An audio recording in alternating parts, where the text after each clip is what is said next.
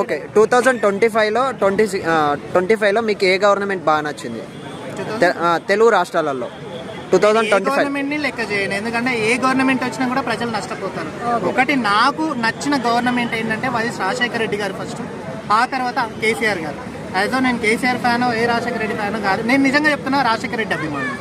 రాజశేఖర రెడ్డి గారు ఇచ్చిన సంక్షేమ పథకాలు, కేసీఆర్ గారు ఇచ్చిన సంక్షేమ పథకాలు ఇప్పుడు రెండు తెలుగు రాష్ట్రాల్లో ఏది అవుతున్నాయి ఉమ్మడి ఆంధ్రప్రదేశ్లో ఉన్నప్పుడు కంటికి రెప్పలా కాపాడుకున్న వ్యక్తి డాక్టర్ వైఎస్ రాజశేఖర రెడ్డి గారు. తర్వాత తెలంగాణ విషయంలో కంటికి రెప్పలా కాపాడుకున్న వ్యక్తి గౌరవ మాజీ ముఖ్యమంత్రి కేసీఆర్ గారు. ఇప్పుడు ఏం అమలు అవుతున్నాయి, ఇప్పుడు ఏం ప్రజలకు న్యాయం చేస్తున్నారు? మాట్లాడితే హైడ్రాన్ తీసుకొచ్చి కూలగొడతారు. ఆ తర్వాత ఇంకోటి ఎక్కడికి వెళ్ళినా కూడా తిట్టడం, ఈ తిట్ల దండకాలేందో.